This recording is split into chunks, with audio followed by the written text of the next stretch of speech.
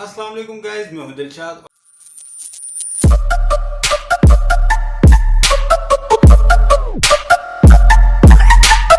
3, 2, 1।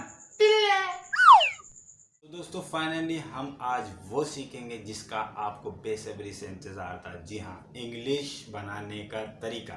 और वो तरीका किस में सीखेंगे? वो तरीका है नहीं, वो तरीका है, जी हाँ गाइस, प्रेजेंट इंडेफिनिट। इसको हम मजीद डिटेल से समझते हैं। ऊपर हेडिंग डालिए प्रेजेंट इंडेफिनिट, इसकी डेफिनेशन लिखी हुई है। We use present indefinite when we talk about repeated action, feeling, thought और इम्पेरेटिव। यानी कि उर्दू में इसका मतलब ये है, हम प्रेजेंट इंडेफिनिट को तब इस्तेमाल करते हैं जब बात होती है रिपीटेड एक्शन की, फीलिंग्स की, थॉट की और इम्पेरेटिव की।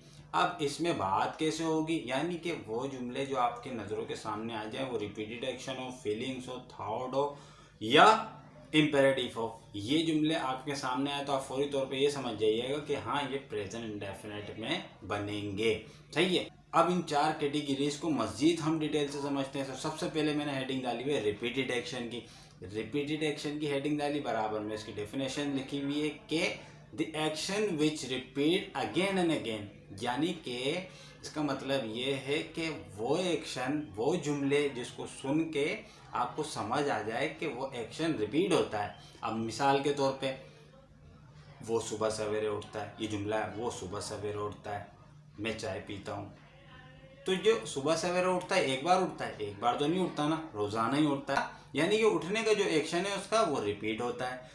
तो डेफिनेशन में भी यही बता रहे हैं ना, वो एक्शन जो रिपीट किया जाए वो रिपीटेड एक्शन के सेंटेंस होते हैं। किस में बनते हैं? प्रेजेंट डेफिनेट में।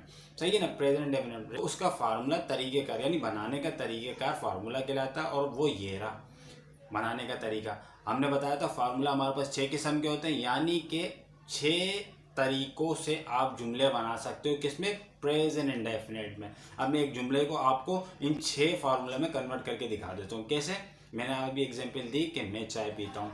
तो सबसे पहले इसमें हम ढूंढेंगे, जो हमारा काम था, जो मैंने सिखाया कि सब्जेक्ट क्या होता है, वर्ब क्या होता है, ऑब्जेक्ट क्या होता है। आपके दिमाग में ये चीज़ होनी चाहिए, सब्जेक्ट क्या होता है, काम करने वाला।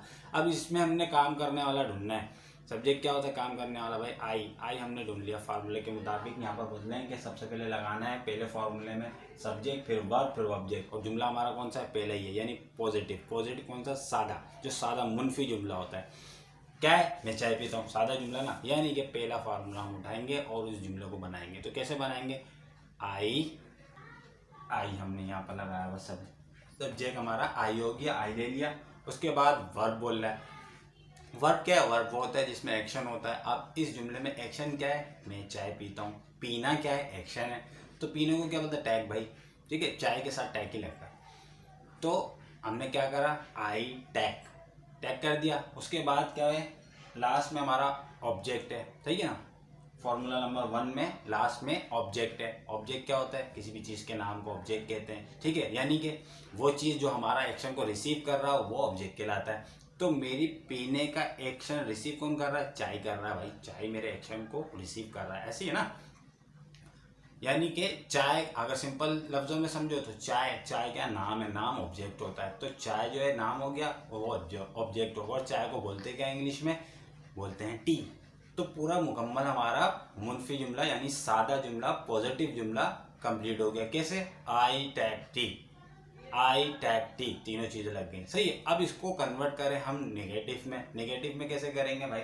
नेगेटिव के फार्मूले में जाएंगे हम। नेगेटिव के फार्मूले में बता रहे हैं, सबसे पहले सब्जेक्ट लगाएंगे, फिर डू नॉट लगाएंगे या डज नॉट लगाएंगे। अब डू नॉट लगाएं या डज नॉट लगाएं, जहाँ सब्जेक्ट आपके पास आई, वी, यू, दे हो और आप उसका नेगेटिव जुमला बना रहे हो, तो फिर आप डू नॉट लोगे। सही है ना।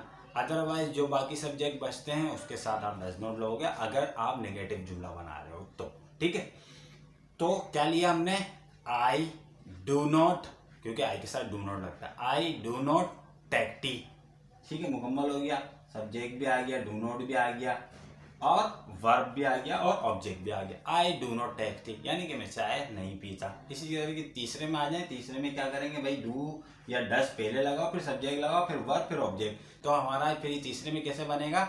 Do I take T.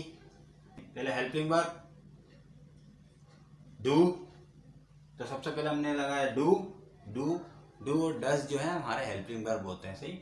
तो ये डू, फिर उसके बाद सब्जेक्ट, सब्जेक्ट क्या, आई था भाई, ये डू आई, फिर उसके बाद टेक टी यानी वर्ब और object. Do I take tea यानी का मतलब क्या हुआ कि क्या मैं चाय पीता हूँ, ये सवाल हो गया, ठीक है। क्या मैं चाय पीता हूँ, ये अपने आप से पूछ रहा हूँ, क्या मैं चाय पीता हूँ, खैर आपसे पूछ रहा हूँ, क्या मैं चाय पीता हूँ। उसके बाद हमारा चौथे पे क्या है कि क्या मैं चाय नहीं पीता, सही है। तो वो कैसे बनेगा, do I not take tea, बन गया। उसके बाद हमारे पास पांचवें फार्मूले में कैसे बनेगा, when do I take tea, यानी कि मैं कब चाय पीता हूँ, कब मैं चाय लेता हूँ, कब मैं चाय पीता हूँ। अब छठे में कैसे बनेगा कि मैं चाय कब नहीं पीता, तो when do I not take tea, सही है। तो ये हमारा होगा कंप्लीट। इसी तरीके से यानी कि कोई से भी एक जुमला उठाओ, वो सुबह सवेरे उठता है, वो सुबह सवेरे नहीं उठता, ये दूसरा हो गया।